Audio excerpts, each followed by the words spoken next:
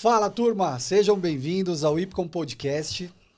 Eu sou Henrique Fernandes, e hoje, né, você vai mergulhar para aprender com quem faz a diferença no varejo.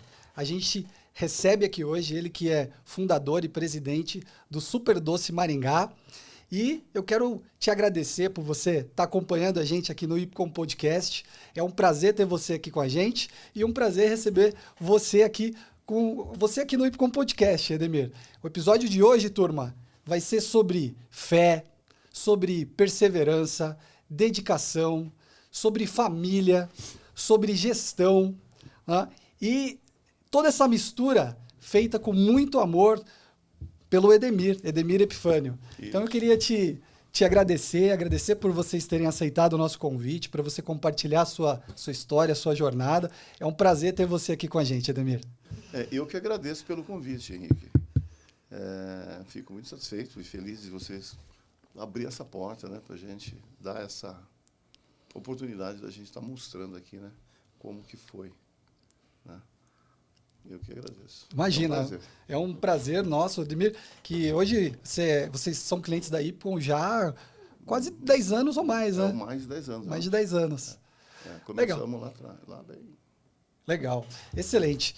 O Edemir Epifânio nasceu no Paraná, enfrentou perdas na infância, veio sozinho praticamente para São Paulo. Estou contando aqui, ó, a Stephanie que deu um pequeno spoiler aqui para gente, hein?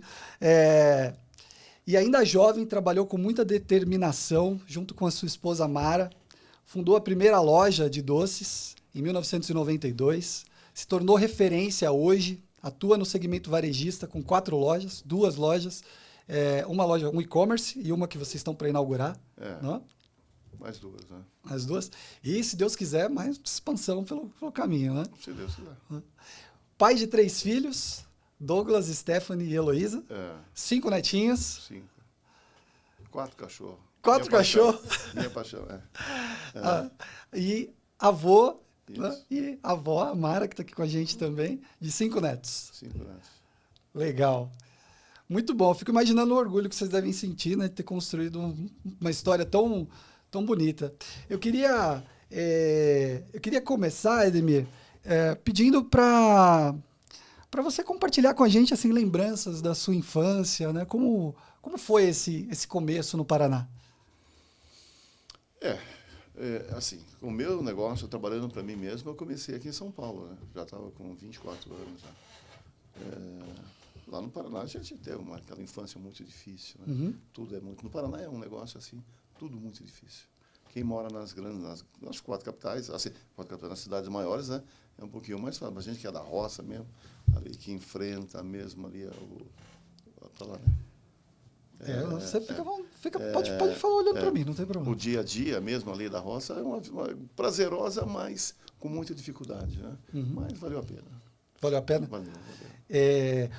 Turma, ele estava aqui antes da gente começar o programa, ele estava contando umas histórias que eu acho que hoje, no dia a dia, não é realidade das pessoas mais jovens, né? Tem muitas coisas, né, quando você começa ali com meus parentes, né, e tal, que é um pessoal todo mundo comerciante naquela época, que começava vendendo alguma coisa, vendia o que tinha para vender, né? Certo. Um falava, vou vender galinha, outro vendia porco, outro vendia carro, outro vendia carro de boi, né, essas coisas. Então a gente usava, né, muitos animais, né? Vendia cavalo, né, vendia boi. Era roça mesmo. Roça. Então meus pais, eles tinham... Que idade você tinha?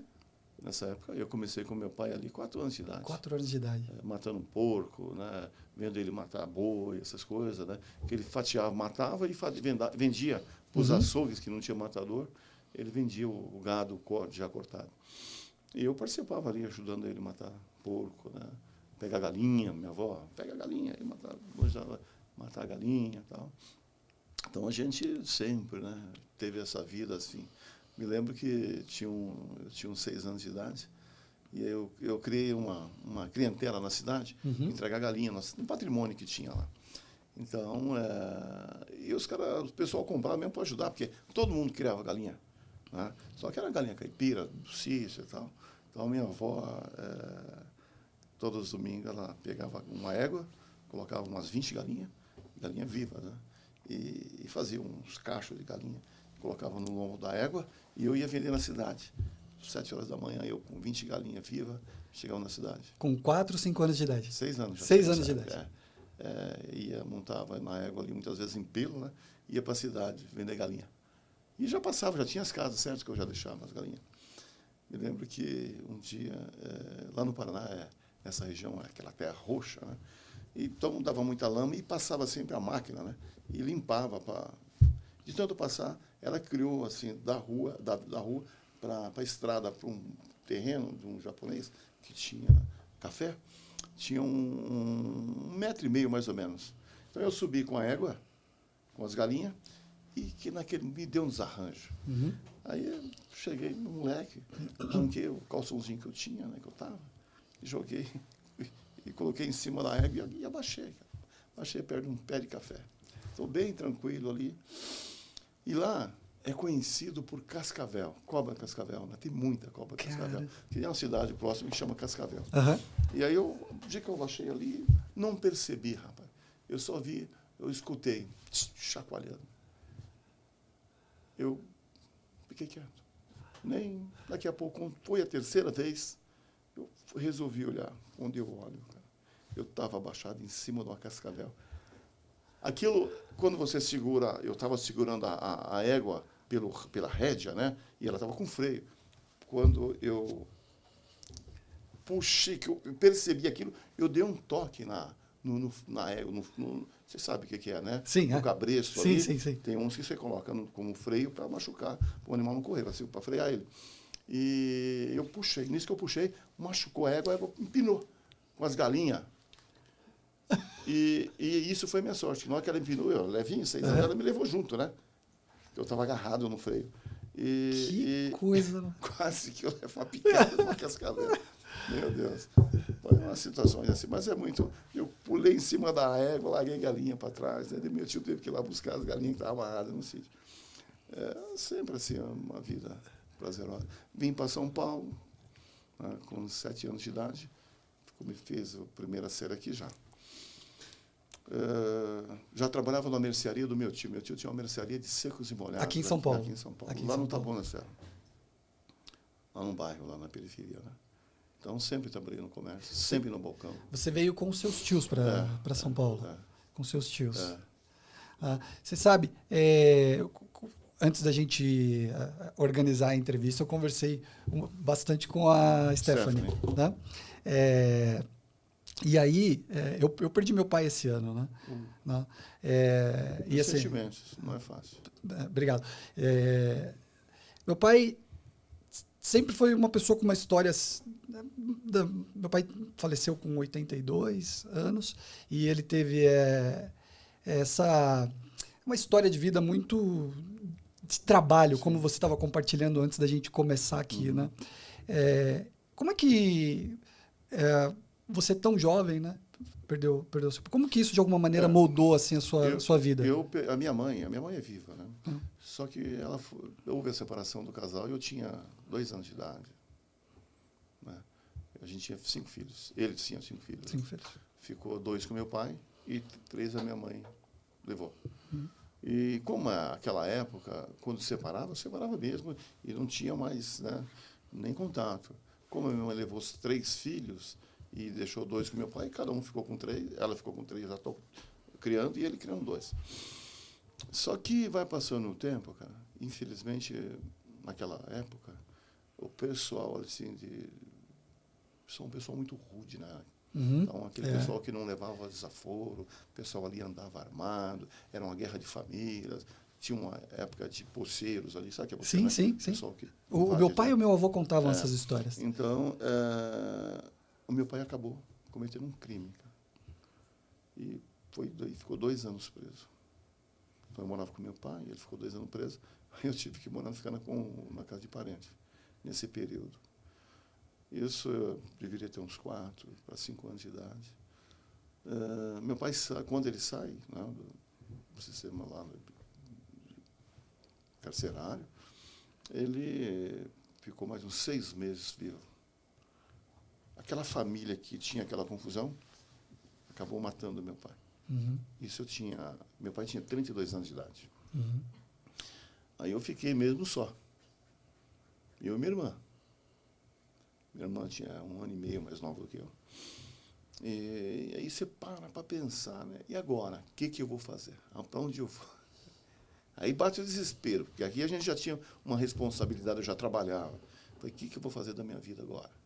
Eu, com 7 anos de idade, pensava muito nisso daí. E aí fiquei na casa de parente, né? Minha avó, na época, ficou cuidando da gente, até a gente vir para São Paulo. Então, chegando aqui em São Paulo, a gente aprendeu que você tinha que trabalhar. Aqui você veio para cá para trabalhar e se quiser, assim, tem que ter uma responsabilidade. Quiser estudar, você estuda e volta ao trabalho. Então, foi assim a minha vida. Volta e com 7 anos de idade. Aqui em São Paulo, já trabalhando. Então, eu trabalho no comércio desde os 7 anos de idade aqui, quando no balcão de comércio, fazendo qualquer coisa que tivesse. Varrer, lavar, aquela época tinha muito vasilhame, né? Lavar vasilhame, trocar vasilhame, sempre foi assim. Até nessa mercearia eu trabalhei até os 14, 15 anos. E quando você chegou em São Paulo com 7 anos de idade, que você brincou, né? Falando, aqueles prédios, né? A cidade completamente diferente. Como que foi essa experiência? Assim? No centro de São Paulo, né? A gente via aquilo tudo, era um sonho, né? Que ano foi isso, mais ou menos? 74. 74. Só que não era quando era aquele sonho, só que a gente foi com a realidade era bem outra, né? Quando eu fui morar no Taboão da Serra nessa época, era tudo mato, né? Era coisa até pior do que da onde que a gente estava no Paraná. Porque lá era sítio, era tudo, você tinha tudo, né? Não precisava de comprar nada, né? Você precisava de alguma coisa, você no mato pegava, matava uma galinha, plantação, né? Que plantava para a gente comer. Aqui você tem que comprar tudo, né? E aí eu me lembro que naquela época a gente rodava com uns 1,5 km, 2 para ir comprar pão. Você ir buscar um pão, uma bengala, que falava aqui. E aí você chegava em casa, você tinha que tomar ela, um pouquinho de café. Vamos falar, quando você tinha um pão, uma manteiga para você passar no pão, era um luxo. Então, às vezes, era comer, 7 pessoas comer uma bengala, tomar um café e tomar um cafezinho para poder descer. Assim. Nessa fase da vida, Edemir, o que te motivava da onde vinha a força para você olhar e superar todos esses desafios? Assim, o que te fazia você... Tenho uma pessoa que eu gosto muito, que eu sigo ele fala que os problemas, a gente está onde a gente está por causa dos problemas da vida da gente, né? Que a gente teve. Se é um problema, ou te leva você bem lá na frente, ou você pode ficar lá embaixo, chorando pelos problemas e ficar lá, né? Fazer qualquer outra coisa. Então, eu sempre, não que eu sonhei, né? Em Efésios fala uma parte lá, né? Que a gente, quando você sonha, né? A gente tem que ter um sonho, né? De conseguir alguma coisa. E eu sempre sonhei, quis alguma coisa, não queria ficar naquela coisa. Hoje eu tenho uma foto lá, quando eu tinha 7 anos, que eu olho naquela, sempre ali, e vejo eu lá, naquele lugar, que eu estava lá, naquela situação. Eu olho no olho daquele menino de 7 anos. Aonde que eu queria estar? Eu quero lá? Não. Eu busquei uma coisa para mim. Eu sempre imaginei aonde eu quero estar. Sabia que talvez... você desculpa, viu? Às vezes eu não choro com coisas. Se eu for no velório, eu não choro. Mas eu choro muito fácil com coisas simples. Então eu fico olhando a foto daquele menino na roça. É a única foto que eu tenho. Eu fico pensando o que ele imaginava. E aí foi quando eu saí do Paraná, quando a gente veio para cá. Eu sabia que eu quero melhorar. Eu não quero voltar aqui desse jeito, ser essa pessoa. E é tão simples, cara, tão fácil. E as pessoas, às vezes, não faz.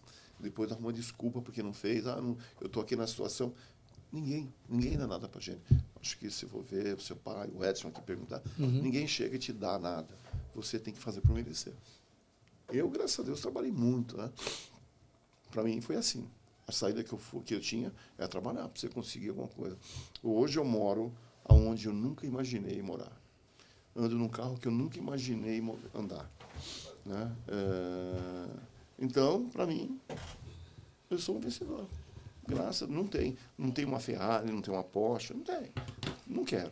Mas ando num carro que eu nunca imaginei que eu andasse. Né? Minha esposa anda num carro muito bom, meus filhos. Então, eu consegui dar para meus filhos muito mais do que eu imaginava. Em Efésio fala que Deus deu para a gente muito mais do que a gente sonhava e imaginava. Né? Tá lá. E para mim foi assim, se cumpriu. Deus me deu muito mais. E você sabe que, assim, eu acho que além da coisa material, tem algo que não tem preço e que acaba atingindo pessoas como nós aqui, que é a inspiração. Porque quando a gente escuta essas histórias, pra gente, assim, é uma forma de você olhar e dizer, pô, é possível, eu também tenho condições de chegar lá. Então, assim... É só querer, é só sonhar. É só ter o desejo de conquistar. E a gente, graças a Deus, a gente conseguia assim. As pessoas, às vezes, acham que tem alguma coisa impossível. É o desejo de ter. E sonhar, né? Sonhar que vai ter, sonhar que pode ter. E fazer por merecer, né? Porque se você não fizer... Respeitar, né? Eu fiz numa época que a gente tinha de uma escola, né, do Estado, mas você tinha aquele negócio, tinha uma matéria que eu adoro, que chamava Educação Moral e Cívica. Não tem mais, Não tem mais, né? E ali a gente sabia que a gente tinha educação, tinha que ter educação, tinha que ter moral, e tinha que respeitar tudo e a todos, né? É poder público, é um banco da prefeitura, é um jardim, você tinha que respeitar, tinha que cuidar, fazer, você não podia chegar ali, da prefeitura, vamos quebrar. Não. A gente aprendia assim, né? Hoje, infelizmente, o pessoal não valoriza nada, né? Então, é difícil. Se você é desorganizado, lá embaixo, aprendeu como é que você vai ser organizado um dia na sua vida? Você é da forma que você aprendeu, né? A pessoa hoje, eu vejo os pais, infelizmente, né? Eu chego jovem lá para trabalhar, que você olha para a pessoa, e a gente pega, tá? Eu pego o moleque lá que não sabe, infelizmente, nem escovar os dentes. Chega, você vai, aquela que você acordou. Chegou um menino bonito um dia. Ele trabalhando, ele entrava às 10 horas. Eu falei, vem cá. Você não pintou o cabelo, você não escovou os dentes, não.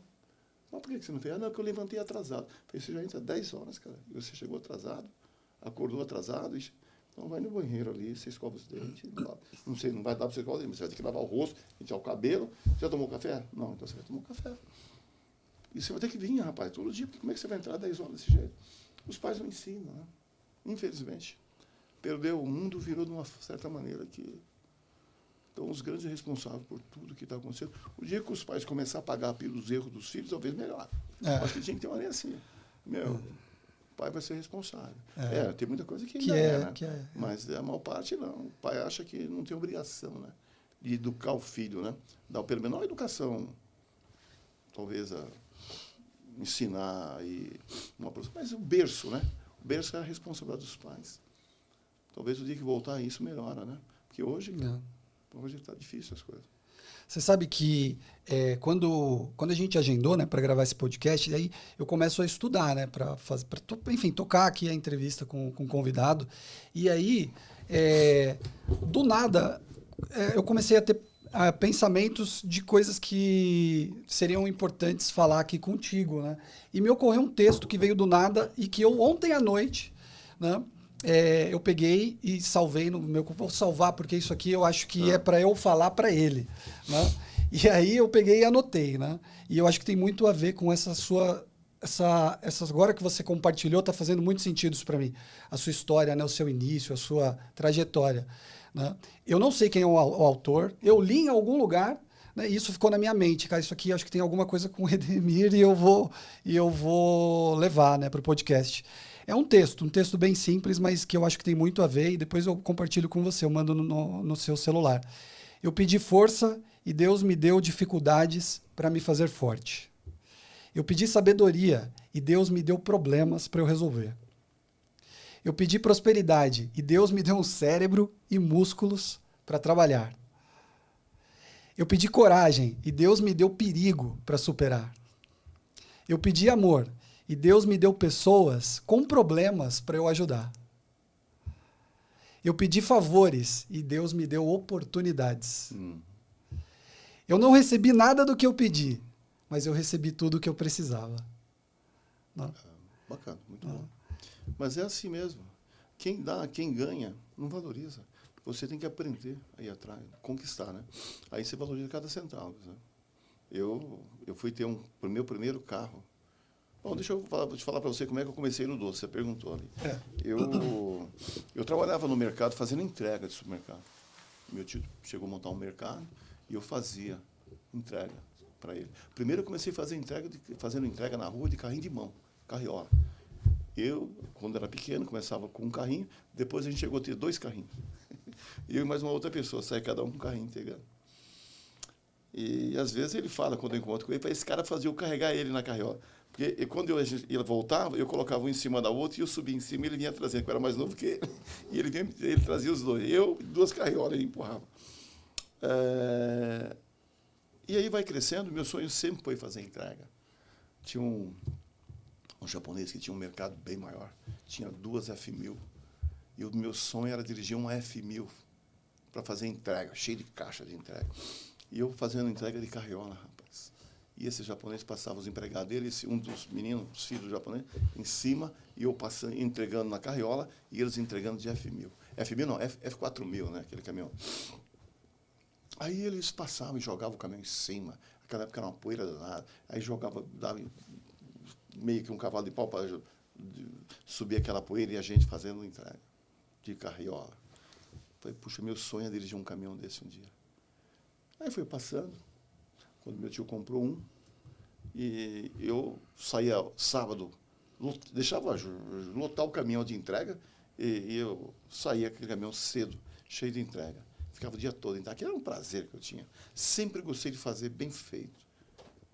Gostava de fazer. Eu ia limpar o chão, limpava da forma melhor. Nas horas vagas, eu fazia reposição. Uhum. Aí eu fazia, eu sempre tive paixão, capricho com as coisas que eu fazia. Gosto demais. É lavar um banheiro, eu lavava bem lavado. É lavar o carro, passava, enquanto o pneu não ficava pretinho. Até hoje eu gosto do pneu bem lavado, pretinho. Aí sempre foi. E quando foi uma época, essa pessoa, esse meu tio, eu cheguei para ele e falei, poxa vida, você não está na hora de você montar um mercado, não? Um outro? Montar um mercadinho para mim tomar conta. Aí ele pegou e falou assim, olha, o que eu precisava de ouvir. Eu estava com 17, 18 anos. Aí ele falou, ó, se você pensa que eu não sou seu pai. E aí ele já tinha dois filhos. O que eu puder fazer para vocês, se você quiser fazer uma faculdade, eu pago, mas você não espera que eu vou te dar nada, porque eu não vou dar nada para você. Rapaz, eu tratava aquilo como se fosse meu. E aí eu pensei bem, eu falei, puxa, mas ele está certo, né? Eu não sou filho dele. Nessa época você já tinha quantos anos? 18 anos, mais ou menos. Certo. E eu sempre tive um sonho de servir o exército, cara. E eu não fui servir por causa da minha irmã, porque senão eu ia ficar só. Só que apareceu um curso na academia, na ESA, e eu fiz e passei. Escola de sargento. Como eu tinha que, enquanto você está preparando para você ir para Minas, você tem que ir todo dia cedo do quartel e voltar. E aí ele falou, ó, só que aqui, amigo, se você não trabalhar, você não pode ficar. Eu não tenho como ficar, se você está em outro lugar e morando aqui. Aí e a minha irmã? Como é que eu ia fazer com ela? Aí eu peguei, abandonei o curso, que era meu sonho. E voltei a trabalhar. Aí trabalhando com ele, como ele já tinha me falado isso, né? Falei, bom, logo apareceu uma doida aqui, que ela quis casar comigo. Aí eu, entregador, era de uma condição muito melhor do que a minha. Falei, mas não é possível. Isso eu já estava com uns 20 e poucos anos. Aí casei, cara. 22 anos, né? A gente casou com 22 anos. A gente foi morar numa casa, acho que era desse tamanho aqui. Um pouquinho maior, se fosse. Partimos aqui, lá no Piracicaba, num sobradinho assim. Lá a gente teve o Douglas lá. É o primeiro, Douglas é o A primeiro. primeira, né? Aí eu... Foi passando o tempo, tinha um rapaz vivo ainda, devo ter uma gratidão assim com ele muito grande. Eu estava conversando, meu sogro não me odiava. Hoje eu entendo, na época eu não entendia, né? Hoje eu sou pai, eu entendo. Ele não gostava, né? Porque o cara é entregador de supermercado, casar com a minha filha. Mas foi assim, uma preparação de Deus, né? Hoje nós somos evangélicos, né? Uhum. E um dia eu encontrei, eu fazia muito rolo de mercadoria. Eu ia no supermercado grande, comprava mercadoria e vendia no pequeno. Até para o meu tio mesmo, ele pagava uma comissão, pagava de 5% a 10% nas promoções que eu achasse no supermercado. E ele dava até o dinheiro para me comprar. O carro dele até usava até a Kombi dele para fazer isso. Então eu estava lá no céu do Campo Limpo, umas 7 horas da manhã, para pegar a mercadoria. Estava tomando café com um rapaz, chamado Fernando. Ele ficou até chateado comigo, ele fica, né? Mas, conversando com ele, ele falou, Ademir, eu não sei, cara, o senhor Almindo, que chama, o que ele fala com a dona Darcy, que é a mãe dela? Pô, minha filha, como é que ela foi fazer, né? Se enrolar com esse cara, ele falando comigo, né? Assim, ele pensando, né? Que meu sogro falar. Aí ele falou, pô, rapaz, eu não sei o que eu vou fazer, Fernando, estou querendo montar um negócio. Ele falou, rapaz, por que você não monta um negócio de doce? Você viu no vizinho lá, um velhinho que tinha, está indo muito bem, monta. Ele falou, ó, tem um cara que está vendendo uma loja aí, o dia que ele for vender, eu vou falar com você. E não é que ele falou, cara, com uma pessoa que esse cara da loja de doce devia para ele. Um dia eu estou lá trabalhando lá, aí ele chegou, queria falar com você, você quer comprar uma loja de doce? Rapaz, eu não tinha dinheiro nem para... Opa, estou querendo comprar. Aí ele falou, então, o fulano ali está vendendo a loja. Eu quero. Eu falei, quero, até meio tímido, né? Porque eu não tinha dinheiro, cara. Ele topou, foi lá, fez a proposta para o cara, veio, quanto você paga? Eu falei, na época, eu pago tanto. Ele aceitou a proposta, e agora? Eu tenho que arrumar o dinheiro. Aí fui com o meu primo, não tinha crédito, falei com o meu primo, ele tinha uns dólares, ele me emprestou. Só que nem o pai dela tinha dado um carro para ela, falei, vamos mudar o carro de entrada. E o meu primo ia emprestar os dólares e eu ia parcelar o restante.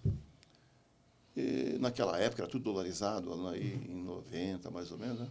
Ele me deu, o carro valia uns $8.000, eu dava o carro por 8, o meu primo ia me emprestar mais um pouco, e aí pagava o restante. Ele topou. Só que nesse meio tempo, o Douglas, ela era professora, e o Douglas tinha uns 2 anos. Ela chegou da escola, eu não tinha garagem em casa, eu tinha que guardar o carro na casa do meu tio. Eu fiquei brincando com o Douglas no volante ali, chegou 2 caras e me roubaram o carro, cara. Levaram o carro embora, eu falei, agora ferrou. Só que tinha seguro. Falei, esperar o seguro e devo pagar o dinheiro. O dinheiro. Tudo bem. O cara já tinha até arrumado o comprador para o carro. E assim foi, cara. Começamos ali. Tem muita dificuldade no meio do caminho. E esse carro, depois de 15 dias, eu achei o carro. O cara passou na minha frente com o carro. Foi de Deus, né?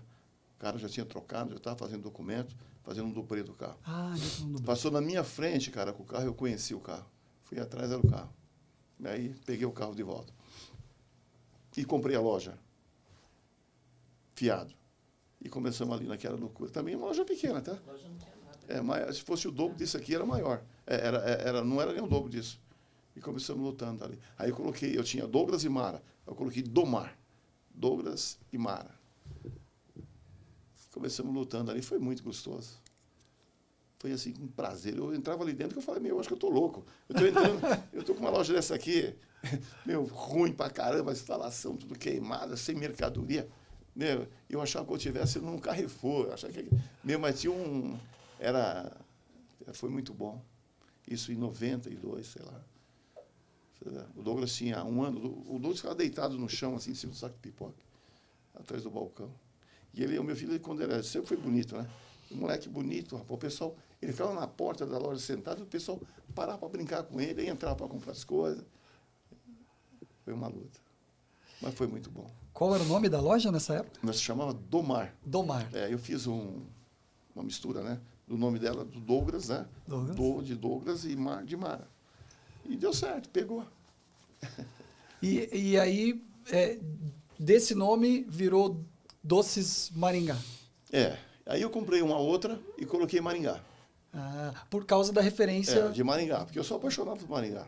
Aí comecei a colocar Maringá, pegou, porque o nome Maringá, se você for por aí, o que você vê de produto de empresa com o nome Maringá... Não tinha uma época ali na M. Boimirim? Não tinha um atacado? Tem atacado Maringá. Atacado Maringá.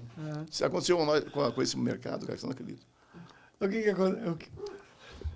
Eu fiz uma... Era um atacado, né? Era um atacado. Cerealista Maringá. Eu fiz uma compra da Mabel uma época e os caras iam descarregar metade da carga para a gente e metade para ele. Só que os caras descarregaram a minha mercadoria e deixaram o boleto com a gente, cara. Os boletos do Cerealista Maringá ficou com nós. E o que acontece, cara? A gente era tão organizado que a gente pagou os boletos dos caras. Passou um mês ou outro, o cara me ligou lá e falou, Dani, vocês estão com esse boleto assim assado? Falei, foi ver, estava lá, a gente pagou o boleto do cara. Aí os caras devolveram o dinheiro, porque eles ligaram para cobrar nos boletos, né? Os caras, não, tá pago. Não, mas pago, como pago? E eu paguei os boletos do cara. Ela pagou. Aí o cara pegou e me devolveu o dinheiro, né? O Cerealista Maringá me devolveu o dinheiro pra gente. Que engraçado, né? Você vê que, como eu sou daquela região também, né? A minha família foi... veio do interior de São Paulo, uma parte foi para Maringá, né? A parte do meu pai. E aí, vindo para São Paulo, a gente ficou naquela região. Meu pai construiu uma casa na região do Guarapiranga. Então, por isso que eu sei, né? Eu lembro ali daquela região da Mboimirim, eu lembro, né, que tinha esse atacado. Fechou, mas tinha lá. Hoje tem o... Acho que veio muita gente do Paraná para São Paulo, né? Olha, naquela época, eu vou te falar para você, tá? Eu tenho, assim, a gente pega currículo do Brasil todo, cara. Mas do Paraná é poucos. É poucos? Pouco, não pega. Paraense, às vezes, tem pouca gente, né? Você vê, o estado do Paraná tem 10 milhões de pessoas, né? Nem isso, o estado todo, né? Então, ficam para lá mesmo. Não se adaptam em outro lugar. Eles são acostumados àquela vida ali, quando vem para cá, sofre muito. Sofre muito. Agora, quem veio e trabalhou também, assim... porque o paranaense é trabalhador, viu? Para onde vai, eles arrebentam. Vai para o Mato Grosso, vai para onde for. Todos que foram para o Mato Grosso, lá para o Belém, eles estão muito bem. Porque eles trabalham mesmo. Que legal. Cultura de trabalho. E aí, como foi esse processo, né, dessa mudança dessa loja para o Doces Maringá? Eu fui abrindo outras, porque Super Doce Maringá. Era tudo microempresa, né? Então você não podia abrir com o mesmo nome e tal, né? Então eu abri o nome da minha irmã, o nome do funcionário, fui abrindo vários CNPJs, né, de microempresa. E aí eu coloquei até em outros nomes. E gostei de Maringá e falei, começou a ficar famoso. Quando eu fui abrir aquela loja que eu estou lá hoje, eu tinha 3 endereços ali no Pirajussara, 3 lojas lá. Aí eu já tinha lá uma maior que chama Maringá. E falei, agora eu vou abrir. Tinha uma no Capão Redondo. Agora eu vou abrir aqui com Maringá. Apareceu aquele prédio lá que eu estou. Fiz uma proposta para o japonês. Na época, o meu tio, a pessoa que me criou, ele estava com câncer, cara. Então ele tinha muito medo, que ele tinha um mercadinho em frente. Ele falava comigo, filho, acho que o outro mercado aí vai abrir, um cara grande, cara aí vai me quebrar. Eu falei, não. Eu vou entrar no meio para ver quem que é. Comecei a pensar comigo, quem que vai alugar. E comecei a pesquisar com o corretor quem que ia alugar. E esse corretor aí, achando que eu estava interessado, você quer? Eu falei, tem interesse. Eu não podia. Aí ele começou a falar com o japonês, com o dono do prédio.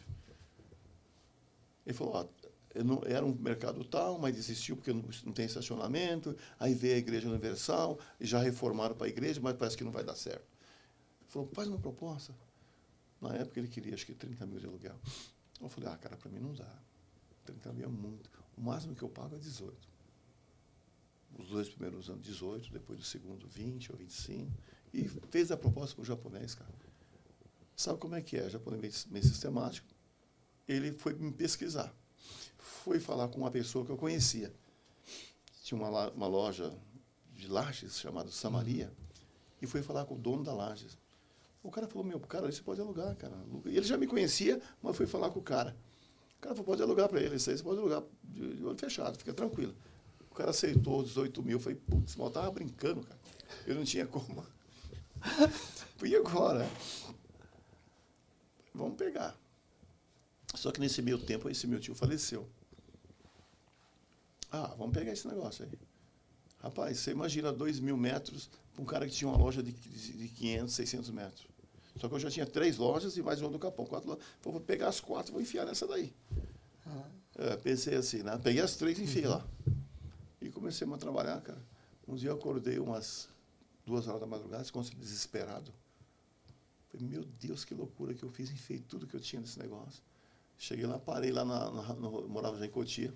Parei no Rodoanel, cara, e comecei a chorar, desesperado, cara. O que eu vou fazer, cara? Quebrei. Fiz um negócio, meu negócio, tudo um negócio só. E comecei a lutar ali, cara. Graças a Deus.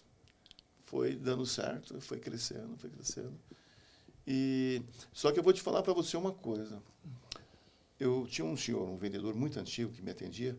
Falei, senhor Vieira, eu preciso arrumar um negócio. Antes disso, você vai ver como é que é. Um negócio grande, uma loja maior.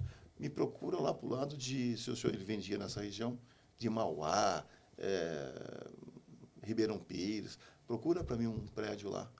É uma área, há 15 anos atrás até, nova, vai ser mais fácil começar. Aí ele falou, olha, quando aparecer eu te falo. E a gente, na igreja, eu buscando a palavra, uma confirmação, e olha, eu vou te falar para você, vê uma mensagem, uma palavra, sim. Vocês já foram à igreja evangélica? Aí veio uma mensagem, eu vou abrir um portão na sua vida. As pessoas não vão entender. E quando abriu aquela loja, rapaz, muito grande, e aí eu ficava olhando, o que eu vou fazer nessa loja de 9 metros de altura, 2.000 metros, o que eu vou fazer aqui? Eu não trouxe as fotos, né? Outro dia eu vi uma foto lá que eu e uma moça que veio trabalhar para mim, rapaz, ela naquela loja, eu fui receber um marco da MG um dia, ela que deu vergonha, porque a gente não tinha escritório. Ela sentada numa caixa de papelão, um sistema que a gente tinha, um tabajara que a gente tinha antes da época, que estava lá trabalhando com ele, o cara montou, e Elidiane começou a lançar essas notas, e nós sentados numa caixa de papelão lá, e lançando. Falei, Elidiane, você vai conseguir fazer isso? Vou conseguir, vamos entrar agora. Ela era bem animada, e foi lançando, cara. Ela sentada naquela hora daquele tamanho, e lançando as notas, sentado numa caixa de papelão. E aí alguém tirou essa foto. Eu tenho essa foto lá. Um senhor chamado, me chamava de filho, eu chamava de pai, eu chamava de filho. O senhor Carlos, um cearense. Ele andava com uma máquina, ele era fotógrafo. Esse homem, ele foi fotógrafo da Panair, empresa de aviação, e ele cobria o aeroporto de Galeão. E ele tirou foto com a Brigitte Bardot, tirou com o Kennedy, tinha foto que ele tirava, né? Então ele andava com uma foto daquelas grandes penduradas assim, e tirava foto onde que ele ia. Então ele, infelizmente, faleceu. Mas ele tirava essas fotos e mandava para mim. Deus sempre colocou pessoas muito boas. Assim, eu sou um cara de poucos amigos, infelizmente. Aprendi depois de um certo tempo a me relacionar com as pessoas. Mas sempre as pessoas que eu tinha, a gente tinha amizade assim, de irmão, de pai para filho. E aí ele... Começamos a trabalhar ali, trabalhando, colocando tudo lá dentro. Foi dando certo. Então, quem olhava, falava, rapaz, como é que você vai encher essa loja de doce, cara? Você é louco. Tinha um deputado que apareceu lá, que eu conheci, que tinha um comércio lá. Eu falei, meu Deus do céu, cara, você está louco. Você vai encher, colocar doce aí dentro. Eu falei, vamos colocar, cara. Então, como Deus tinha mandado, que nessa palavra, que abriu um portão na minha vida, que as pessoas iam ficar abismadas, teve muita gente que encorajou. E teve outras que a gente colocava um terror em si. Você vai quebrar, cara. Você não vai conseguir. Quantas pessoas? Mas quando Deus falou assim, cara, eu acreditei. E por isso que, às vezes, eu ouvi umas palavras esses dias aí, que a gente tem que acreditar. Colocar tudo na mão de Deus. É o Criador. Ele pode fazer muito mais do que a gente imagina. Né? Ele criou tudo. Então, Deus criou, então vai criar a condição. A gente vai ter que fazer a nossa parte. Deus faz o impossível. O possível a gente tem que fazer. Eu creio assim. E o que eu posso fazer, eu faço. Trabalho, não me esforço. Trabalho de domingo a domingo. Gosto do que eu faço. E tenho paixão por que eu faço.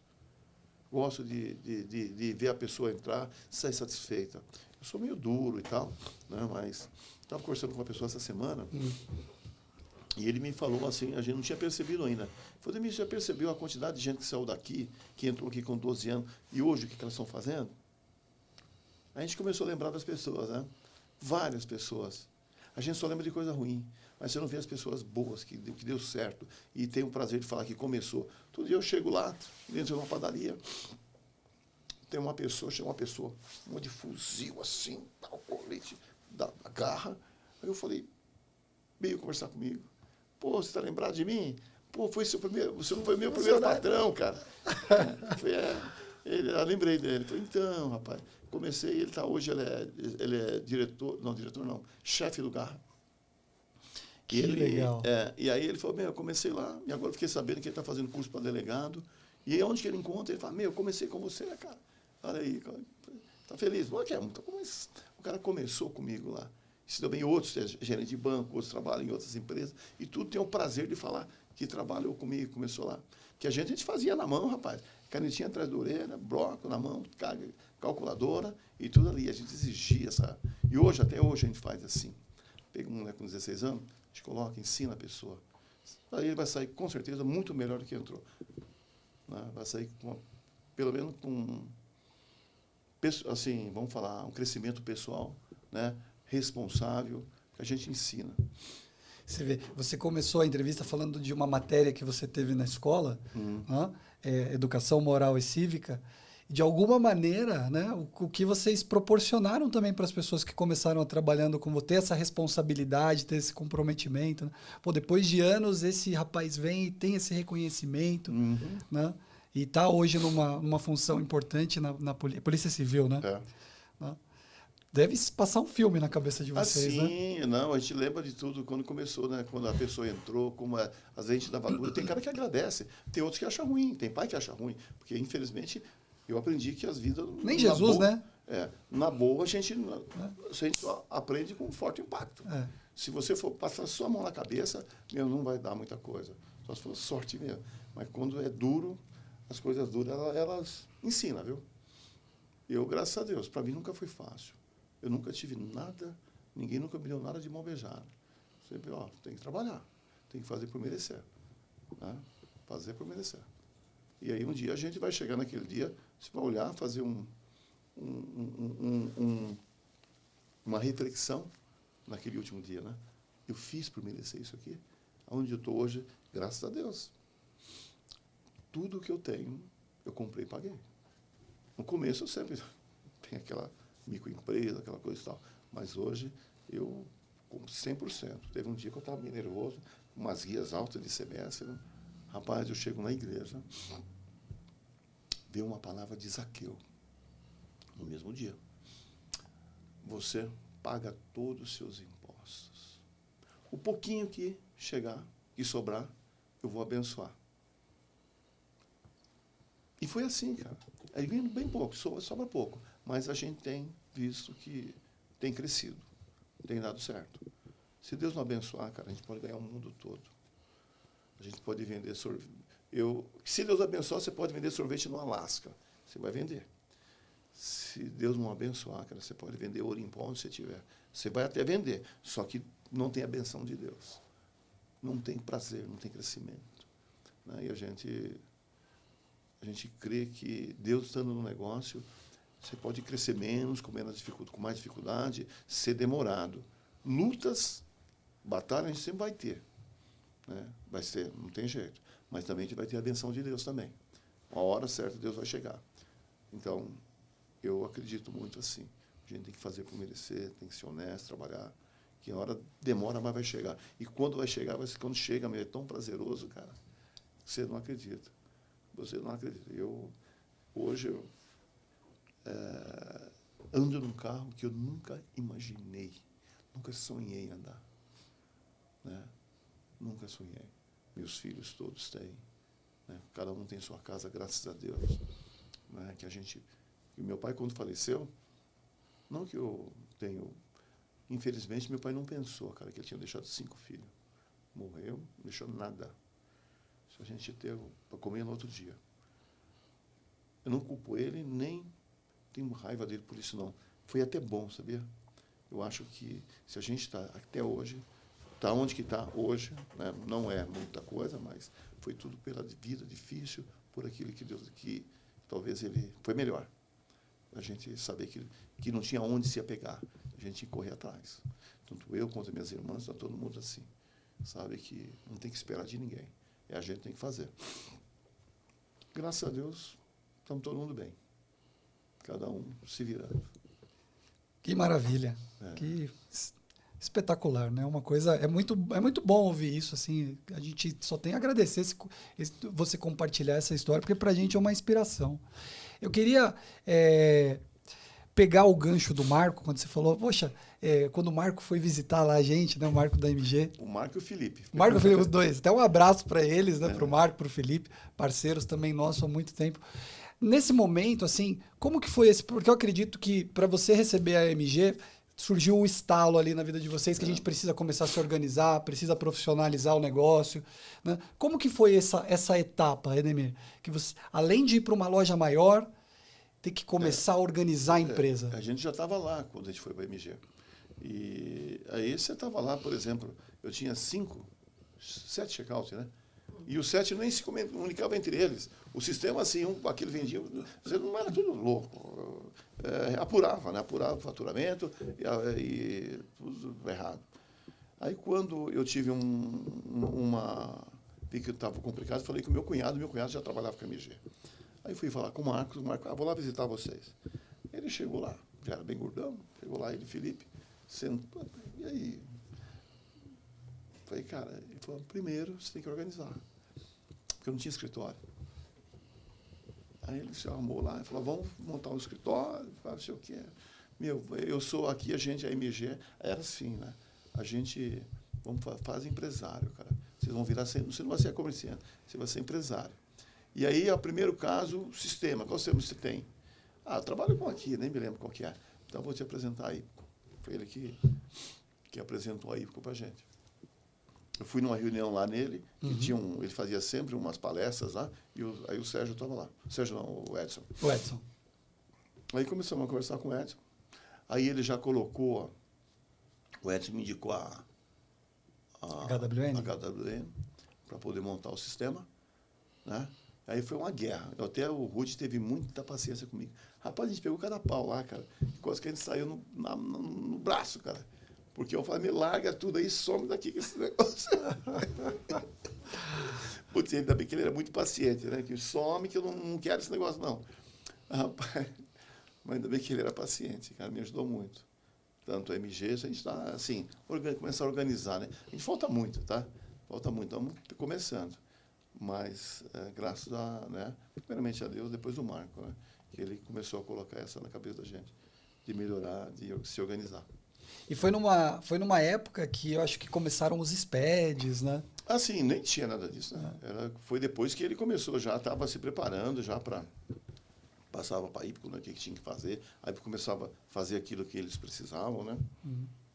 Que o Estado estava exigindo, Para a gente foi muito bom. É um momento, acho que mudou a chave mesmo no Brasil, né? Todo mundo começou a se profissionalizar, né? Organizar a casa, né? Foi bem importante, assim. Agora a gente está acreditando muito aí, né? Que até eu falei com... Esqueci o nome do menino, que foi com ela, foi o... Lúcio, né? Aí eu falei com ela e com ele que o meu filho... A Jaque, pessoal, tá a Jaque e a Nath aqui com a gente, a Mara. Ele ficar pelo menos quanto tempo que precisar, que ele vai ter que aprender no começo de cabo esse sistema, aprender para a gente fazer funcionar. Só eu vou poder brigar com o Edson. Se tiver alguma coisa lá que sem usar, não dá para brigar. 100% do sistema, né? Você vê que nunca acaba, né? Tocar um negócio, sempre vão surgindo coisas novas e aí a gente tem que se adaptar, né? Parece que é uma coisa viva, né? O negócio não para nunca, não pode parar, né? Senão vai perder a graça, né? Exatamente. É um desafio, né? Exatamente. Crescimento, todo dia. Como que foi o processo, como que é o relacionamento com os fornecedores, assim, de vocês? Que é uma parte muito importante, né, com os fornecedores. Né? Eu tenho bastante vendedor que já não é amigo, né? Então, eu deixo assim, vai lá, vê lá o que está precisando, tira lá. Agora, você sabe, é responsabilidade sua. Deu problema, você vai ter que trocar. E aí vem indo assim, cara. Agora, precisa de um departamento, a gente está criando. Agora vai para mais 2 lojas, né? Então, precisa de de ter uma gestão de compras. O e-commerce. O e-commerce, começamos a colocar, né? Financeiro que funciona real, de verdade.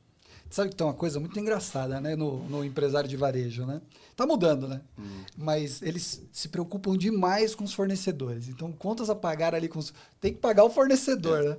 E aí tem também contas a receber, né? Hoje, mas receber hoje é dinheiro, o cartão, não tem como dar errado, né? Antes você tinha boleto, né? Agora você não tem isso, né? Então não tem muita dor de cabeça. Mas tem uma coisa... O cheque era um BO, né? Cheque era um BO. Mas tem uma coisa interessante no contas a receber, assim, que por causa dessa confiança do digital, muitos acabam não dando tanta atenção quanto com contas a pagar, e aí não controlam contas a receber. Então, por exemplo, hoje, você pode ter negociado uma taxa com uma adquirente, mas na hora que ele vai fazer o depósito, a taxa ali está com pouquinho mais alto o valor. Pode acontecer. E aí, de pouquinho em pouquinho... Daqui um ano tem um... E a margem é baixa, né? Então, vocês têm que pilotar ali com muito cuidado. A gente não percebe, mas o financeiro hoje é o que faz acontecer, né? Que dá o resultado final, né?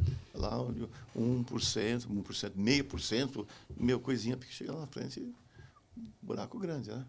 A gente foi ver, e agora aí que a gente foi fazer uma recuperação aí, naquilo que a gente não percebia, deu um valor bom. Considerável. Um valor que a gente nem imaginava que estava ficando isso tudo lá. São muitas coisas, né, no varejo. Assim, realmente, quando a gente olha assim, para os nossos clientes, são heróis, assim, porque assim, tem que lidar com o fornecedor, tem que lidar com os funcionários, né, com a equipe, tem que lidar com o governo, né, porque a gente tem as nossas obrigações, tem que lidar com os processos, né, da empresa, e isso todo dia, que você falou, domingo a domingo, né, Ademir? Mas então... Tem que lidar com a família. Família! O principal, né? Você sabe que é tudo da forma que você vê, né, as coisas, né? Eu vejo o governo, eu acho que o governo tem que cobrar. Infelizmente, tem imposto, tem muita coisa para fazer. Eu gosto de pagar imposto. Gosto de pagar. A gente paga lá um pouquinho aí. Queria pagar o dobro, desde que eu ganhe, né? Eu estou vendendo para pagar. Senão, não adianta. Você vende, tem que pagar aquilo tudo conforme a venda. Então, eu queria pagar mais. Desde que eu ganho mais também, né? Vendo mais, ganho mais. O governo deixar a gente trabalhar. E outras coisas, outros problemas que tem, às vezes a gente vê, funcionário, que problema, que dor de cabeça, mão de obra. Será, cara, que é mesmo? Ou a gente que está errado, né, em alguma parte aí? Será que a gente não consegue mudar essas pessoas? Trabalhar melhor? Ajudar as pessoas a mudar a mente? É tudo um desafio, né? Se fosse perfeito tudo, aí a gente não precisava da gente estar aqui. Vai ser sempre essa briga. E bom, ainda bem que tem, né? É difícil para todo mundo. A dor que eu sinto, o grande sente também. A multinacional sente também. Então agora é a chance que eu tenho de mostrar o que eu sei fazer. A minha chance, a oportunidade que eu tenho, montar uma equipe, trazer gente. Não importa que ela vai ficar aqui de 1 ano ou 2 e vai embora, mas ela só dela, de você saber que você fez a diferença na vida dela, já para a gente já fez a nossa parte. Acho que a gente fez a nossa parte. Né? Para mim já está bom. Né? Saber, eu cresci ali, aprendi com aquele cara. Né? Alguém tem que fazer o papel ruim. E eu não me importo se eu fazer o papel ruim. E como você disse, né, também olhando por outro lado, lá na frente, muitos têm esse reconhecimento, né? Agora não, mas um dia vai ter. Um dia vai ter. Um dia ele vai, valeu a pena, o cara me ensinou lá. E não é fácil aprender, não é fácil. Né? Quando eu me lembro das minhas professoras, que a professora antigamente era enérgica, né? Era como se fosse um sargento, né? E dura. E hoje, nossa, eu lembro com uma saudade delas que, puxa vida, porque eu não aproveitei mais, né? Aquelas coisas. Olha que engraçado, né? A gente, essa lembrança das pessoas que vão fazendo diferença também na nossa vida, né? No caminho. Eu lembro dos meus pais também, assim, com com essa referência de professores, ou até mesmo dos pais, porque não foi... A vida, para mim, para os meus irmãos, foi bem melhor do que a deles. Né? Então, Sim. a gente tem uma responsabilidade de ir melhorando mesmo a vida dos próximos. Né? Eu vejo assim, às vezes, meu pai era duro, foi daquele jeito. A vida E também com ele bom. também foi. Foi. Né? Então, hoje a gente tem que tomar cuidado de não passar para os filhos também, porque senão, né? Então, tem que mudar. Eu estou tentando. Como que foi essa... Como você decidiu ir para doces? Assim? Teve algum momento que você pensou também mais para uma linha de supermercado? A minha vontade era essa, né? Supermercado. Ainda tenho, ainda penso. Tanto que a gente está mesclando um pouco, né? Colocando um pouco de tudo lá dentro. Agora, essa loja que eu vou abrir aqui, na BR, vou colocar um pouco de tudo, vou até melhorar. Então, é a parte de mercearia. Não tirar o foco do meu negócio, mas ter também a mercearia. Você pensa também em padaria, açougue? Açougue nessa unidade ou não? Por enquanto, açougue não, mas padaria sim. Padaria sim. Padaria vai ter. Nós 4, em todas elas. Você acha que vai ser algo assim muito diferente para você ou é tranquilo? Rapaz, eu sou um cara que... Eu sou igual Lotus, né? Flor de Lotus, né? Eu vou para qualquer lugar. Eu cresço em qualquer lugar.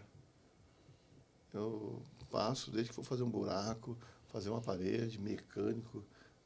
De médico, até médico eu me arrisco um pouco de vez em quando. Ser médico. Receitar algum remédio para as pessoas. Psicólogo, pastor. Só padre que não, mas pastor eu tentei. Eu tentei falar alguma coisa. Interessante. Edemir, você, como que funciona lá no Doce Maringá? Eu lembro de você quando a gente teve esse primeiro contato, assim, a parte de precificação. Né? Hoje, era algo na época que passava tudo por você, né? Hoje, como é que você está estruturando lá a equipe? Não, naquela época era 100%. Hoje são 80%, 90%. A compra também era com porque, você, né? Porque antes até o financeiro estava no meio, né? Vendo todo dia, eu queria ver o que foi pago. E vamos pagar isso, procurar boleto, ver boleto. Todo dia eu fazia isso. Hoje a minha Stephanie e a Mara que faz isso. Mas agora a compra, eu tenho tudo na cabeça, cara. Às vezes o cara fala, eu estou procurando, ontem eu procurei lá um produto, o menino falou que não tem. Eu falei, tem sim, tem que ter, está no estoque. Então, vai lá procura que está perdido lá. Vou chegar lá e vou ver. Porque eu tenho tudo na minha cabeça funciona, conseguir armazenar tudo. Porque no passado, eu pegava um papel e guardava aqui. Então, quando eu achava ruim quando eles começavam a arrumar, que tira as coisas do lugar. E eu já sei que está ali. Eu falo, mas cadê aquele papel que está? Mas eu tirei, mas cadê? Procura que estava aqui. Eu tinha assim, a facilidade de armazenar, colocar tudo na cabeça, de números. Sempre gostei assim de números e tenho a facilidade. E não vejo assim nada impossível. O cara fala, mas você está louco, tudo na sua cabeça? Eu falei, tudo na cabeça. E a Mara até confessou aqui no início, né?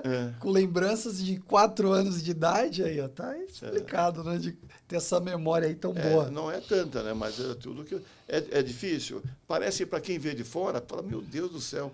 Mas quando você vai indo gradativo, você vai crescendo e você vai organizando e vai dando certo. Não sei até quando eu vou ter a cabeça, né?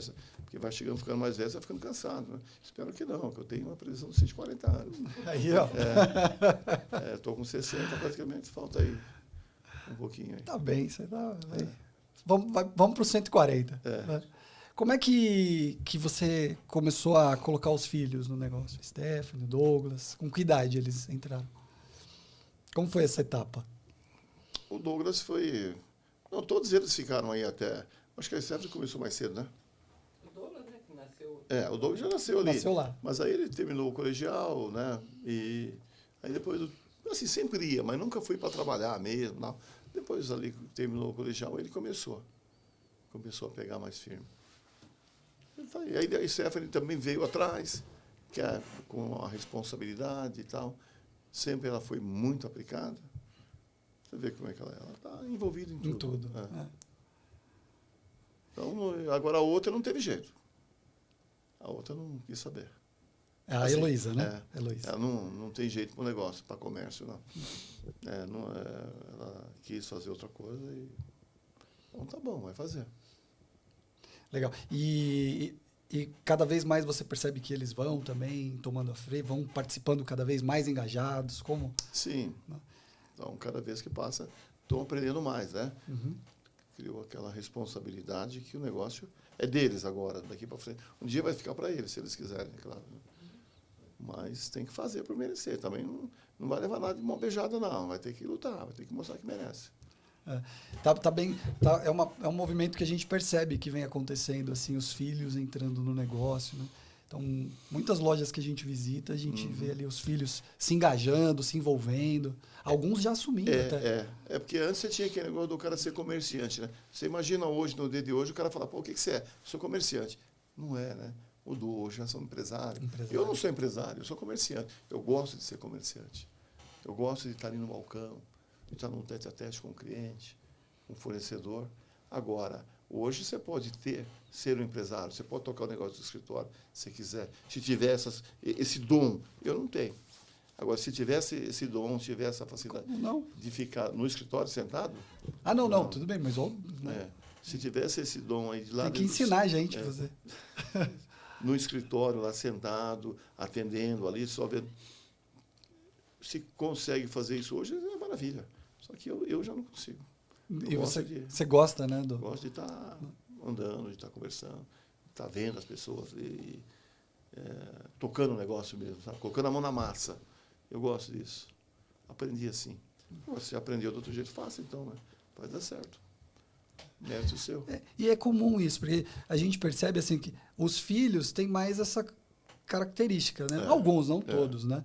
Eles conseguem fazer essa administração desse jeito que você mencionou. Às vezes de um escritório, às vezes... E os fundadores, também, e os fundadores, eles precisam ter esse contato ali. Os clientes conhecem, conhecem pelo nome, sim, né? Sim. E sente falta. Sente falta. Tem muitos que falam, pô, mas não te vi aqui ontem, eu vim aqui semana passada, não te vi. Cara, eu estou sempre aqui. Fala, não tem nada, não fica mais aqui. Sumiu, hein? Ficou rico. Falei, não, cara, estou todo dia aqui. Infelizmente, de repente, eu não consigo estar aqui toda hora, né? Mas, e já o filho já aprende, né? Talvez ser mais administrativo, né? Ser mais executivo. Talvez essa mudança, a diferença do comerciante da antiga para agora, né? E está dando certo também, né? Quem está tocando assim, de repente vê as coisas mais de perto, né? Você ter um sistema desse, tira essa dor de cabeça de eu colocar tudo na minha cabeça aqui dentro, né? E ele gerencia para mim, faz essa organização, né? Essa retaguarda que ele dá para a gente trabalhar. E você também tem um pouco mais de tempo, né? E o hobby que você falou? Eu perguntei para ele aqui no início, né, se ele tinha algum hobby. Ele falou, meu hobby é trabalhar. Não, agora tem que também descansar um pouco. Verdade. Tem que aprender isso aí. Tem que aprender? Tem que aprender. Também tem que aprender isso aí, porque eu por enquanto eu não tenho. Viajar, tirar uns dias, né? Dá sim, uns 4, 5 dias dá para tirar. A gente consegue tirar. E você consegue desligar ou... Consigo. Consigo. Uma coisa boa todo mundo consegue. Todo mundo faz. Legal. Quantos funcionários vocês têm hoje? Qual o tamanho da equipe lá? Olha, 170 pessoas. 170. Ali. Direto, né? Aí você tem os indiretos aí, mais uns 50 indiretos, né? E tem agora, vamos aí para mais direto, mais 60 pessoas por aí, né? Direto. E olha só, difícil pegar, não tá fácil não. Vocês têm enfrentado essa dificuldade? Tá todo mundo... Contratar, tá difícil. Concorrência, né? Hoje está muito acirrada, né? E hoje as pessoas... O nosso maior problema é o sábado e domingo, né? Que ninguém quer trabalhar sábado e domingo, né? E a gente trabalha direto. Não fecha nunca. Vocês colocaram o self-checkout nas lojas? Pensam em colocar? Eu estou pensando em colocar. Pelo menos nessa que vai abrir agora, pensando em colocar. Nessa nova. A gente percebe que é uma tendência, né? Todo mundo tem, as pessoas, a gente percebe que as lojas têm colocado self-checkout. A correlação pode ser por causa da dificuldade com mão de obra, né? Seria isso, tá? Porque a gente faz o seguinte, o meu caixa, quando o cliente vai pagar, a gente exige que o caixa lá, ele trata o cliente bem, né? Porque o cara vai dentro da loja, a gente tem atendimento, e o caixa, você fecha a conta. Né? Na hora de você fechar o negócio, ali, receber o dinheiro, como o senhor Fernando fala, na hora de você enfiar a mão no bolso do cara, você tem que tratar o cara bem, né? Ele vai pagar satisfeito. Agora, se a pessoa... Eu gosto de relacionamento com pessoas. O caixa finaliza tudo. O cara sai de lá feliz, recebeu bem, pagou. Agora você chega para uma máquina e pagou. Quem gosta disso, né? Quem gosta, maravilha. Mas o nosso pessoal lá da periferia, eles gostam de ser atendido. Eles gostam, chega no caixa, às vezes o cara fala alguma coisa com ele, conta uma piada, sei lá, fala uma coisa da vida dele, e eles vai satisfeito. Pagou, aí chega numa máquina, pagou, vai embora. Fica num negócio meio sem vida. Eu gosto de relacionamento com pessoas. Eu gosto de ir no caixa que tem uma pessoa. Eu não gosto. Entendeu? Eu só vou se realmente não tiver jeito. Como é que você vai na drogaria Raia, o cara vai lá depois no final, lá o cara chega, põe lá, como é que foi o seu atendimento? Pô, você não teve atendimento, cara. Você foi lá e pegou, trouxe tudo, foi e pagou. É isso que você quer? Eu gosto de me relacionar com pessoas, de tirar dúvida, de conversar com o caixa. Às vezes chega ali, o cara te oferece um negócio, até oferece mais coisa. Quando você foi na máquina, pegou e vai embora. Puxa vida, é assim que o mundo vai ser. Tá ficando um pouco mais chato, frio, né? Teve até uma matéria, eu acho que foi na SA Varejo, que tinha uma loja com... predominavam os caixas, os self-checkouts, né? Mas eles começaram a mudar porque alguns clientes...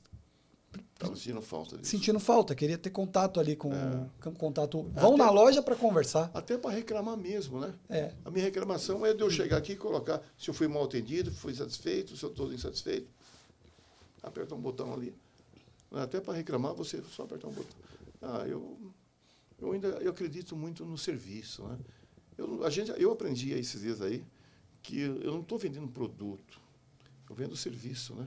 A pessoa que vai comprar comigo, ela vai comprar e até paga um pouquinho mais caro, se ela estiver bem satisfeita com o atendimento. Eu até falo, quer comprar, ser mal atendido, vai no meu vizinho aqui do lado. Lá você vai ser mal atendido. Aqui você vai ser bem atendido. Mas está mais caro. Mas tem um bom atendimento. Mal atendido vai ali, só vai mais barato, mas lá é mal atendido. Eu já falo mesmo, é verdade. Você sabe que é meu vizinho, né? Sim. Não, e o atendimento de vocês na loja é espetacular, assim, o atendimento de vocês é excelente mesmo. E por isso que vocês estão onde vocês estão, né? E com a bênção, né, dele, que acho que é exatamente o que você falou. Sem ele, né, não tem como. É muito mais difícil, né? Não vale a pena, né? Não vale a pena. A gente, vamos lá com Deus no barco, a gente vai embora. A gente tem luta, tem guerra, tem batalha, mas também tem vitória. Como que a fé, a religião, ela também te transformou, assim, te dá essa força? Eu, com toda essa dificuldade minha, né, eu com 40 anos, cara, eu fui fazer nunca tive nada. Nunca senti nada. Eu falei, eu nunca tive nada, vou fazer uma bateria de exames aí. Fui no cardiologista, comecei a fazer exame, dando esteira. Eu nem, quando chegou que ele falou em esteira, eu falei, não, vamos fazer agora. Ele falou, mas você não trouxe tênis, não trouxe... Eu falei, não, eu faço sapato mesmo. Cara, mas... você de sapato, tá bom, não vou voltar aqui, vou fazer agora. Aí fiz, ele olhou assim, ele estava olhando, falou, rapaz, você tem um problema. Eu falei, eu acho que é o sapato, hein? Não estou de tênis. Você vê que coisa, é tão corrido sem tempo que eu fui de sapato. Aí ele pegou e falou, eu acho que você tem um problema no coração. Olha só. Eu falei, não tem nada. Não sinto falta de ar, cansaço. Trabalho domingo a domingo, não tem nada disso. Ele falou, tem que ver isso aí. Eu falei, esse cara tá louco. Fui para casa, passou algum ano. Eu falei, acho que eu vou procurar ver isso aí. Tinha um plano de saúde bom. Eu falei, vou no INCOR para ver. Chegou lá, o médico que me olhou, um médico bom para caramba. Eu falei, não, você não tem nada. Esse cara é louco. Ele vende, tá doido para vender algum marca-passo. Eu falei, não tem nada. Eu falei, mas deixa eu ver aqui. Aí olhou aquele exame, fez um eletro, chamou mais uns 3 médicos, foram lá, conversaram, olharam. Falou, Acho que é aquele negócio. Aí ficaram conversando. Aí eu fiquei preocupado. Falei, pô, mas o que eles estão vendo? Que não... Aí eles vieram os 3. Rapaz, realmente você tem um problema aqui. É meio difícil. Como é que esse cara conseguiu perceber isso lá? Uma clínica pequena, mas a gente tem uns casos desse aqui, e pior que a gente não conseguiu estudar o caso. Até nisso eu fui premiado, cara. Porque o cara falou, a gente vai ter que estudar seu caso. Então você vai ter que vir todo mês aqui, fazer os exames, para a gente descobrir de onde que vem isso. Eu tenho um problema no eletro, no coração, vamos falar assim, o coração é como se fosse um dínamo. E essa parte dele não estava funcionando. Então, quando o batimento cardíaco, quando ele chegava aqui, eu percebia que, às vezes começava a pulsar aqui, ó, a orelha. Onde que você tem mais sangue no corpo, às vezes aqui, né, no canto aqui. Se você furar, sai sangue pra caramba. Na ponta do dedo, o sangue começava a pulsar e aquilo começava... Eu percebia isso. Ele falou, ó, você tem um problema. Quando o coração vai batendo, quando chega aqui nesse ponto, ele para. E aí ele fica, até pegar no tranco, ele sair desse ponto. Aquele ponto ali não estava funcionando. Isso veio 40 anos, cara. E eu, passando aí desse jeito, escapei dessa. Porque ele podia chegar aqui e parar aqui, não funcionar mais. Onde que tem muitos caras que tem uma parada cardíaca, né? Às vezes você vê jogador que cai. É isso aí. E eu tive a sorte de descobrir isso antes. E quando falou isso, eu fui deixando as coisas, aí aconteceu outras coisas. E quando o pai dela faleceu, eu estava do lado, passou uns 10 anos, do lado do caixão, comecei a sentir aquele mal-estar, né? Falei, meu Deus, será que eu vou junto? Passou, no outro dia eu fui no médico. O médico olhou e falou, rapaz, você está infartando, cara. Infartando? Você está infartando, você está em processo de infarto. Aí não saí de lá, do São Luís. Fiquei lá, de lá e me mandaram para o HCOR. Contei para ele o caso, o médico foi lá. Falou, você lembra que eu falei com você que você ia ter com 60 anos? Você já teve agora. Estava com 45. Falei, então você tem que agora colocar um aparelho no coração para poder... Senão você pode se dar isso aí em algum lugar aí, você vai cair onde você estiver, cara, não tem jeito. Aí eu coloquei um desfibrilador no coração. Ele dá choque, né? Quando houver dar essa parada, ele vem dar um choque para voltar. Ele identifica sozinho, ele identifica o aparelho? Ele fica monitorando na hora que vinha essa... É uma arritmia que eles chamam de morte súbita, né? Na hora que dá isso aí, eles voltam a funcionar. E já tive 3 vezes. Graças a Deus, o aparelho me salvou nas 3 vezes. Dá uma descarga, né? Uma pancada e volta a funcionar. Tudo isso ainda vem mais isso. Né? Mas é assim mesmo, faz parte, né? A gente tem que estar preparado. Você vê, mas aí vai acontecendo as coisas, né? Agora, você conhece a pessoa até, acho que ele trabalhou, acho que trabalha com a MG, com a Ipcom também. Um rapaz aí, a gente foi até no funeral dele semana passada. Também, parada cardíaca. Então, quando vem, a gente vai mesmo, né? Tem hora. Todo mundo tem a sua missão ali. Quando completa a missão, chegou a hora, a gente vai embora, a gente parte. Não tem escolha, não tem o que fazer. Então, a gente já está sendo preparado já para isso, né? E acredito muito em Deus, né? Deus, na hora certa, Ele tem socorrido a gente. No meu caso, foi já. Senão, outros não tiveram a chance que eu tive. De descobrir a tempo, né? Que maravilha. Estamos caminhando para o final. Queria te fazer uma pergunta, assim, como que você imagina, assim, o varejo, o segmento? Sei que é difícil, ninguém tem bola de cristal, mas o que você imagina aí que vem pela frente? Tem a reforma tributária agora, né? O que você está imaginando? Eu imagino que a parte da gente a gente tem que fazer, cara. Se der errado alguma coisa, se isso vai atrapalhar, eu acredito que a gente vai ter que entender o negócio e continuar tocando, né? E fazer a nossa parte, né? Essa maluquice... O povo sempre vai existir, né? No meu ramo, eu vivo das classes mais baixas, né? O pessoal da periferia, né? Então, o pessoal que consome o meu produto, né? A dona de casa que está fazendo alguma coisa, aquele que perdeu o trabalho vai fazer alguma coisa para se virar. E a gente acredito nesse povo. Essa maluquice, essa maluquice de inteligência artificial. Né? Isso daí, né? Mas eu acho que também é bom, né? Vai servir para alguma coisa, né? Você tem que entender. A gente está hoje... eu tenho 60 praticamente. Eu não posso querer que a pessoa pensa hoje com a minha cabeça, né? Senão vai ficar complicado, né? As pessoas, o tempo muda, né? Os anos, Sim. a evolução, né? Não tem como você brigar contra o sistema, né? Contra a evolução do mundo, né? Precisa a gente se adaptar a eles. E eu tenho que me adaptar. E pegar o que é bom para mim, né? Eu olho assim, eu vejo que assim, você é uma geração muito privilegiada.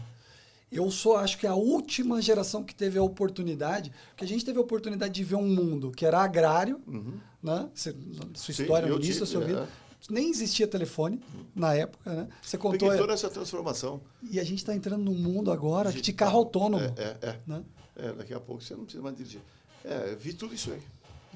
Desde quando eu andava de cavalo, de carrinho, de boi, e agora já ando em carro que não vai nem precisar dirigir mais, de ter motorista, celular. Daqui a pouco você vai estar comunicando com uma pessoa que não existe, né? E aí, vai indo, né? Peguei uma evolução boa, né? Transformação do mundo das pessoas, de tudo.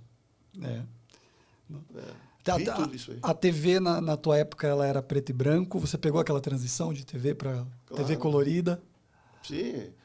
Na época não tinha nem TV, né? Na minha casa não tinha TV. Era o rádio. Era o rádio, né? Nem rádio. Muito difícil. Cheguei uma hora de você ter uma TV que tinha uma tela na frente aqui, colorida. Ela era preto e branco, os caras colocavam uma tela colorida na frente para ficar colorida. Era assim. Depois veio TV colorida, depois veio um monte de outras coisas. Hoje televisão ninguém assiste mais, né? Mudou tudo. Que legal.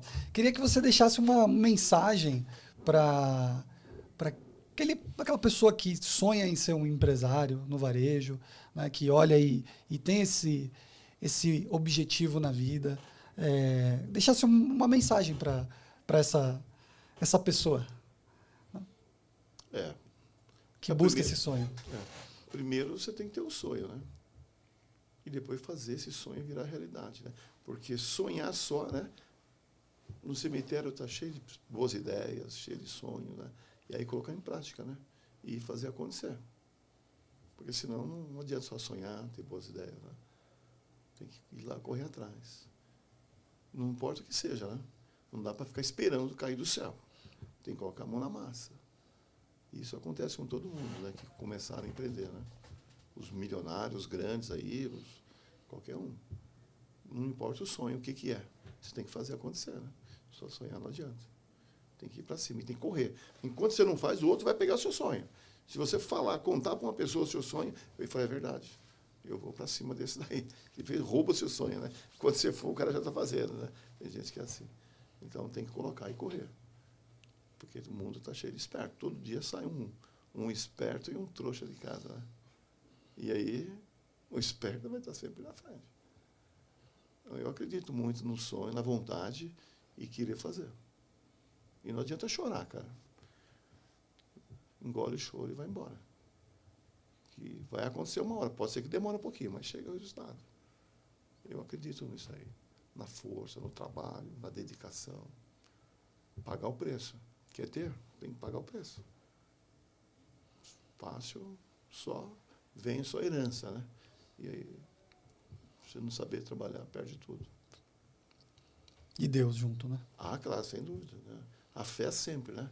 Fé sempre. Orar e buscar. Orar para dormir, orar para levantar e colocar Deus na frente, colocar tudo na mão do Criador. E a gente tem uma chance, ele tem um Criador do lado da gente, né? Se ele fez tudo que tem aqui, o que ele não pode fazer mais? O que é o nosso problema para Deus? O que é uma doença para Deus? Se Deus quiser. É a nossa missão, né? Cumprir a missão que a gente tem aqui. Chegou o momento, vai embora. Não tem o que fazer. Ele tem que ser inteligente para saber disso, né? É o meu momento, venceu, tem que ir. Venceu a duplicata, tem que ir embora. Né? Senão você continua aí. Vai batalhando, vai acostumando com as dores, até chegar o momento. É assim que é a vida, né? Tem que entender as coisas. o processo faz parte do processo. Né? Tem um amigo meu que fala que é o preço do sucesso. Né? Às vezes a gente reclama, mas é o preço do sucesso. O que você conseguiu, você tem que pagar. Tudo é da forma que você vê, né? Ou você vê o copo meio cheio, ou vê o meio vazio, né? Isso, tem muita gente para ajudar a gente a crescer. A Ipcom mesmo, a ferramenta para a gente, ajuda a gente a tirar, aliviar um pouco o peso, né? Isso aí. Queria te agradecer demais. Muito obrigado. Eu que agradeço pela oportunidade, né? De abrir para a gente aqui, porque às vezes a gente está lá esquecido, né?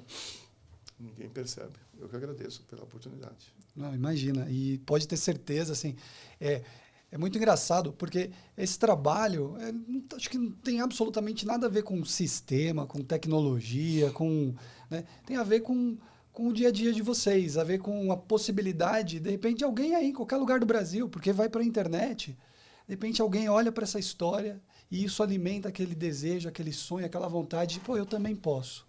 Né? Todo mundo pode. Eu lembro, há uns 30 anos atrás, eu vi o pai do Abílio Diniz falar que tempos difíceis é a sua chance, cara. Porque quando ele começou lá na Segunda Guerra, que estava terrível lá, aquela coisa, ele viu uma oportunidade. Os grandes estavam fracos. E o fraco é fraco. Então, a oportunidade do fraco naquela época, porque o grande estava, né, com as calças arriadas, né, como fala. E aí foi a hora a oportunidade que ele teve. Se a gente não aproveitar essa hora, ser honesto, né, e batalhar, ir para cima. Muito obrigado. Eu que agradeço. Foi, olha, emocionante, assim. Uma que... lição de vida para todos nós. Desculpa alguma coisa? Imagina. Né? A gente só tem que agradecer. Só agradecer. Se emocionando, lembrando assim, contando das coisas, a gente acaba se emocionando. Né? E agradecer a minha esposa, né? Primeiramente Deus e a paciência que eles têm comigo, meus filhos, que às vezes a gente acaba sendo um pouco meio duro, porque infelizmente eu sou mesmo. E agradecer meus funcionários também, que eles me aguentam aí, por alguns por mais de 10 anos, outros recentes. Agradecer a todos. Espetacular. E a gente também agradece muito vocês por essa parceria. Vocês podem sempre contar conosco, com o apoio da IP, com o apoio de toda a equipe, de todos os funcionários, cada um na sua área, ajudando e contribuindo com o que a IPCOM também tem de melhor, assim, né? Dando essa coisa do atendimento também que você mencionou, para a gente é muito importante. A gente sabe que esse relacionamento, né, essa proximidade, sabe, a gente olhar para o negócio de vocês e a gente depende, né? A gente não existe sem vocês. Então, a gente só tem a agradecer. Eu que agradeço e eu volto sempre, a gente tem uma briga aí em relações de pessoas, né? Relações humanas é a melhor coisa que tem. O ser humano, no dia que ele para de se relacionar com o outro, aí acaba tudo, né? A IA pode substituir tudo, menos o relacionamento com pessoas. O calor humano não tem como. Você precisa disso, você precisa de um abraço, precisa de um aperto de mão, um abraço, né? Às vezes a gente está tão assim, que você dá um abraço, a pessoa melhora. Né? Eu acredito nisso. Pode ser quem for. Parabéns pela história Obrigado. De vida, parabéns pela família maravilhosa que vocês construíram, por essa história maravilhosa. Vocês são um exemplo, assim, esse episódio eu não vou esquecer nunca mais na minha vida. Pô, assim. Você está sendo simpático, você é comerciante. Mas é muito emocionante. Obrigado por vocês virem hoje, compartilharem e contem sempre com a gente. Obrigado. Vou contar sim. Preciso. Você que ficou com a gente até o final, vocês tiveram a oportunidade aí de ver uma história de luta, uma história de determinação, de resiliência, de fé, de uma família incrível aí, unida, que passou por tudo isso junto. E a gente espera que, de alguma maneira, a gente possa ter inspirado vocês, ter contribuído, né, de alguma forma. E, como sempre a gente fala, hoje meu parceiro não pôde vir, está passando por uma situação que é também difícil, complicada, que é o Júnior, mas até mandar um abraço para ele, para a família dele. A gente sempre no final pede para as pessoas que estão assistindo comentarem, deixarem o like, né? Compartilharem com os amigos, seguirem a Ipcom também nas redes sociais, no YouTube. Né? Isso é muito importante para que esse trabalho atinja cada vez mais e mais pessoas do nosso ramo, né? Do nosso segmento. Obrigado por terem ficado com a gente aqui até o final. Mais uma vez, obrigado, Edemir, obrigado, Mara. Obrigado a Stephanie, ao Douglas, a Heloísa, né, toda a família e toda a equipe do Super Doce Maringá. Um abraço, pessoal!